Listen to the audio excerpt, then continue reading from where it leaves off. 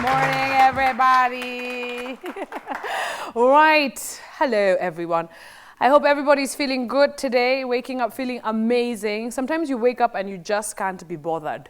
You can't be bothered to adult. Adulting is hard. Hi, Sesmo. Adulting is hard, right? Yeah, being an adult is hard. Sometimes I look at kids and I'm just like, they don't know. They don't know how lucky they are to be alive, you know, to just have no responsibilities. Because trust me, it is sometimes very difficult. So pat yourself on the back this morning because you got up, all right? You're watching me, which means you're going to have a great day. All right, everybody? So listen, I'm now speaking about nothing that quite matters because we all have to put one step in front of another. We have to get on with the day. But imagine a situation where your life's work completely goes up in flames. Your plans completely don't work out. Everything you have done, your life it's just not working. It's failing. It's falling apart. What do? Do you give up? No. Do you start again? Perhaps. But what do you need in order to just get going? That is exactly what we're going to tell you about today, resilience. We have two guests, all right? One is Sarah Kariungi, the next is Otile Brown. And they are two very special guests who are very, very resilient in everything they do, Yes, amazing, amazing. I hope you guys are feeling good. I hope you're ready to dream big, all right? Regardless of whatever you're facing in your life. Okay, so I don't know how I forgot this at the top of the hour, but I did not forget. Sesmo told me that he wears suits, all right? You guys are used to seeing him casual. Look at him. Give it up for Sesmo, y'all. Doesn't he look great? Doesn't he look amazing? Sesmo, come out. Come on, we need to see the whole thing, right? Head to toe, head to toe. You are looking great. Thanks. You have to stand and model for us. You have to model fast before you sit. Model, angalieni sutia Sesmo, atungoyas. Give it up for Sesmo, y'all. Make some noise in this auditorium. Who is that whistling? And it sounds like a guy. Sit. Thanks. How are you? I'm good. Have you ever sat here? No. It's comfortable, isn't it? Yeah. It's nice. I sometimes feel bad for you over there just standing. But I'm used to standing. Exactly, you're a farmer. Yeah. There's no time for sitting for farmers. Yeah. You look really good. Thanks. So this is for special occasions? Yeah. Oh, wonderful. Don't lean on it like that. Okay. Itakunjika, like that. Wonderful. You look very handsome. Oh, thanks. Yeah, absolutely. All right? Yeah. So social media today. Vanessa, tutampiga picha. Tumweke social media. Yani hii story to maximize. Sindio? All right, Sesmo, let me let you go. You look like you're dying over here. All right, thank you. Give it up for him one more time, y'all. Even the shoes, man. He's always here with sneakers. Sesmo. Kumbe, you can even get a third job if you don't play. MCA 2022. All right, that little light moment there. I'm going to, of course, tell you a little story before I introduce my guest. Her name is Sarah Kariungi. And life was going just fine until one day she got a fateful call that changed her life forever. And a lot of us have been faced with this situation, but she decided it was not the end. She gave herself a second lease. She's here to tell us her story. Please welcome her to the show. Come over here. Hello. How are you? Well, darling. Thank you so much. Good Kobi. to see you. Thank you.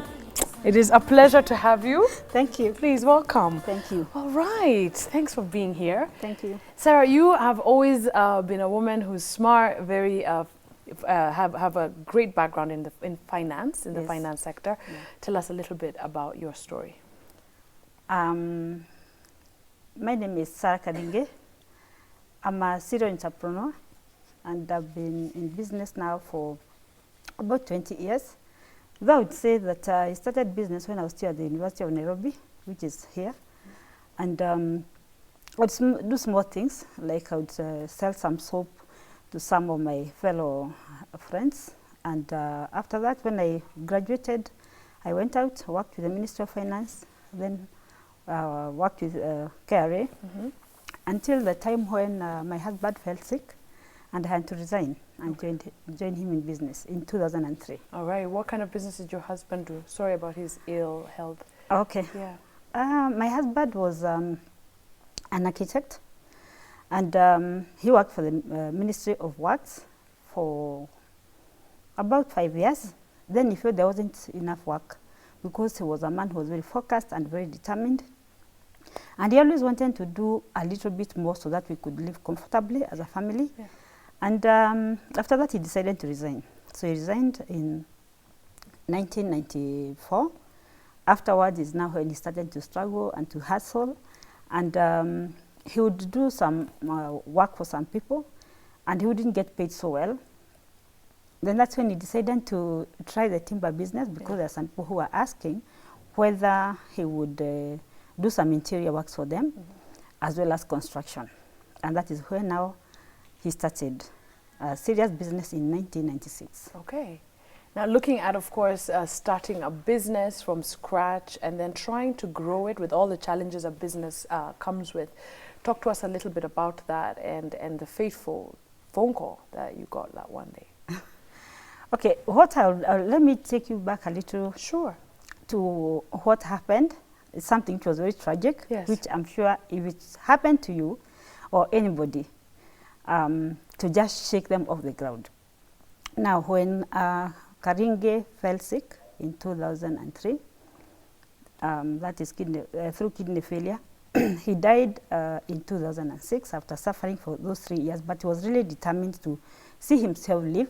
Poorly. He never gave up, and he kept hoping that he was going to get well. Yeah. But of course, as fate would have it, he rested in 2006. And then I had to, of course, make sure that I stood firm. It's not me who was running the business all the years. All I would do is to help him do the business in, doing accounts for the business.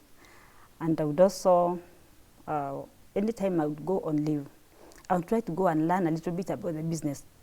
But as it is, you know, when you know, like, there's the man there doing the business, it's like you kind of take a back seat. Yeah. So I didn't really learn so much about the business. But now this time I was deep in it. I had to learn. So employees were looking at me and wondering, will this woman really make it? Yeah. But I really thank God for Kariungi, because he would tell me almost each and every evening what the results of the day, and would sit with him and would tell me, like, these employees is like this, the other one is this way. If it's the difference or even the challenges that he was facing, and then we discuss with him, and then at times he would even tell me how to take care of those challenges, how to face them. But you see, being told and doing it is something different. Two totally different worlds, yes. Yes. So now when I was now left to do it, I found it was very difficult. And I had to work very hard, because by the time he died, our stocks had gone down. The business had gone down because, of course, as you know, when somebody is sick, we take all the finances to hospital and for the medication. So I had to start afresh. All the suppliers, most of them had disappeared except for one man who stood with me. And again, also some employees were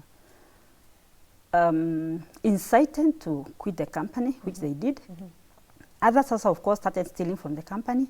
So I was left with so little to work with. Right. But I had to talk to this man, and he actually promised to give me more stock. And then I also thank God for some of my employees who stood very firm with me. And my manager, who is with us up to today, by the name of Stella, took me through the process of learning the business, because she was with my late husband from the time we started that company to the day that now I took over. Right. And there's nothing as good as when you have people who give you support. When you're feeling so weak, that time I was going still through the loss, and I had children going to school. Yeah. And still there was a loan I was paying, which we had taken 2 years before. And paying it was actually quite a challenge. So the bank, of course, came knocking, and I didn't have money to pay. But it requires that you just be brave enough, right, to face the manager and tell him exactly what. Okay, he knew that Kariungi was sick, but you see, the banks will always ask for their money. Absolutely. So I went and talked to him and asked him whether he could help me now, give me some time to pay, which we did, and I started paying slowly. And as I was doing that, I was still struggling with the business. Customers had run away from us, but they started coming slowly. You can imagine the discouragement, people coming and telling you, you know what, Sarah, I really don't think you can make it. This was not your business. The business belongs to Mzee. So do you really think you may? Why don't you just sell it? And let me tell you, it was sad that one time someone just came and told me, now, you know, widows never succeed in business. I have never come across any widow who has succeeded. And then I said, you know what, I'm a different kind of widow. And then later on, he brought someone to me, an Asian, to buy the company from me. And I was like, really? You want me to sell my company? I'm not selling my company because I believe I can succeed. Right. And then I wondered, instead of someone giving you encouraging words, they are here coming and telling you that you can't make it. And you're already at rock bottom. You can't even go any lower. Imagine. And then here, instead of encouraging you, here comes someone to naysay and tell you that you can do it. And I'm sure at some point, Sarah, when you have the people that are surrounding you are telling you this is not going to work, everything is going to fail, I'm sure that that affected you. But what kept you going? Number one is prayer and self-belief. Okay, I remember when I was a small girl, I used to be discouraged a lot. And until one time, my cousin came and told me that would be called negative words like, you fool, you can't make it. And that, of course, affected my performance in school when I was a small girl. But a very loving cousin came and transformed my life from that time and told me, you know what, imagine, nobody should put you down. Always say, I can make it. Believe in yourself. So from that time, I started believing in myself. Yeah. And every day, every time that someone tells me something negative, I always remember my cousin's words. And I really thank God because of that self-belief and determination and focus. And focus, according to Dr. Robert Kiyosaki, who is my mentor, focus stands for following one course until successful. So I had to organize myself again. I would write down my goals and decide how to succeed step by step. So I would write down and pick one item, work on it, I succeed, then I move to the next one instead of doing everything in some kind of confusion. Right, exactly. Which overwhelms you and then you're not able to do anything. Yes, yeah. And there are times I would also go home and feel like I would want to cry and like, now Karingi is not here, so why should I cry? And you have children. And I have children who are going to school, and one of them was chased away from school, and I actually believe in talking to people. So I went and saw the owner of the school and explained to her that this particular time, we have been going through challenges because before we were paying school fees very well, but this time I think I have this problem. And my son was really affected. But then when I took him back to school, he smiled, but he was telling me, Mom, imagine the way other children are laughing at me. And I told him, don't worry, you'll never be chased away from school. And I thank God for Mrs. Guinea, who is the owner of St. Christopher's Primary School. And I was able to pay fees slowly. And my child was also able to go back to school. And of course, a smile on his face is what actually made him to just go through the schooling. Now, after that, what also has made me to feel strong is the determination. You see, there's something that God puts in each one of us. But there are times when people feel like, I want to give up. So why should you give up? And I decided to work very hard and to show the people who thought I was not going to succeed that I could do it. Besides, I also had these employees, they had families. So if I gave up, where would they go? So I'd just look at them and say, let me work very hard for them. And then again, it's unfortunate because in 2010... I'll let you hold that thought, okay? Because we have to take a commercial break at this point, okay?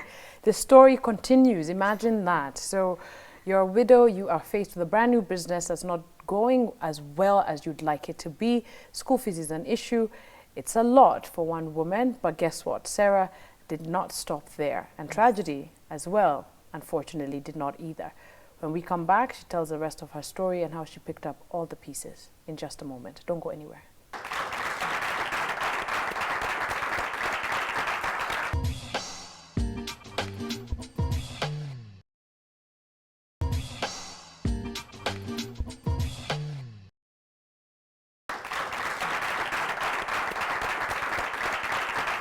All right, welcome back, everybody. Today we are all about never giving up, being resilient and following through with extra hard work and just refusing to take no for an answer. That's exactly what Sarah Kariungi decided to do after the tragic loss of her husband. She tells that story, and now your business is, now you're doing okay, you're standing up, everything is going well. And Yes, then what yes. happens? In 2010, you see, I started walking through this journey alone and of course learning. And as I continued learning, there are times I would fail, but I would learn from the failure. And just saying that every day, I want to see myself move like 10 steps. Yeah. And I would work towards that. And I would wake up early in the morning. And writing goals down is very important. And I would know that every day, this is what I want to achieve. And I would honestly work very hard and achieve that. And as people started seeing that now my company was doing very okay, others would come and of course start giving me talking negatively and like, we are only giving you 6 months, or we are only giving you 8 months. We are only giving people, Sarah. Wow, people are bad, huh? Yes, Yeah. yes. And there are those who come and tell you this on the face. And I would say, no, my company is going to really grow because I have people to take care of, and I have my husband who of course used to work day and night to make sure that this company succeeded, and so I had to really work hard because I also wanted his soul to rest in peace, knowing that he left a woman who would work, and besides we used to work together, so why should I give up? Yeah. So unfortunately, as I started not doing very okay, on a Sunday is when I received this call as we were going up country with my sister to see my mom, and the person told me that the company was set on fire. And then I asked, which one? I mean, your place has been set on fire. So I actually thought it was my home. Mm-hmm. And I asked, which one? Your business. I said, really? Yes. Then after that, a friend called me, because the person who called me had a very, you could hear it was the voice was a kind of a mockery. And I thought, these are Mongike people. And I was like, really? He said, yes. And then he called again. And of course, I could not read the number because, of course, he had hidden the number. But then after 5 minutes, a friend called me and told me, oh, Sarah, you know what? This place is actually set ablaze. And then I told her, can you please come? I said, no, I can't come because I'm up country and I just cannot come back. It was on a Sunday. It was around 1:30 p.m. Mm-hmm.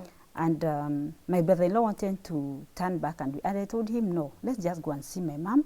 Whatever will be left behind is what I will pick, even if it is ashes or charcoal. So you went to visit your mother with your brother-in-law and your sister, knowing that your business was burning? Yeah, we were. It was actually along the way when the call came. Okay. And we were almost getting home because we had left this So place. you were already around 10. close to home, so you just knew even if you had come all the way back to Nairobi, Yes. chances are there would be no difference. And alone, what can Yeah, you do? Exactly. And I decided to just go, and we sat, and I told my mom to just cook for us. We had food, and then we came back. We left home. Okay, my home is in Kirinyaga. So coming back we took about 1 hour and a half, and we got at my place of work at 4:30. And when I looked at the place, I was like, goodness. So the whole building had come down. The whole stocks had been consumed by the fire, except 2 machines, and I was like, goodness. But I just prayed.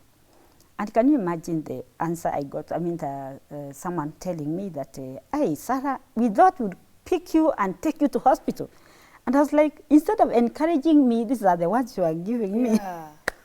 But I still looked at them, and then I said, these are people of the world. And it's unfortunate that whoever did it, I later on went and told him that this is what you did, but I know God is going to pay me. So somebody actually did this on purpose. This was arson. Yes, Yeah. it was arson. It was, and as I said, it was on a Sunday, and that is the day. Was of it course, when investigated? Was this man prosecuted? I decided not to go ahead because when the cops came and they asked me to maybe report them and go there, and of course because I know how the systems work, I decided not to really bother. And later on, I had to, of course, pick myself up, but I wondered now how I was going to start. Again, the whole place was, of course, full of smoke and the ashes plus the charcoal and all the machines. Of course, nothing was going to work. But then again, I had to start the journey. So I went to the person one of the companies that supplies us with spare parts after 1 week. And this man was kind enough to give me spare parts for the machinery. And then I bought cables. I started doing electrical works, and it took me quite some time to get the company back on its feet. But you did. I did. Amazing. And I did thank God. Amazing, Sarah. Yes. That's unbelievable. Unbelievable. Yes, I did.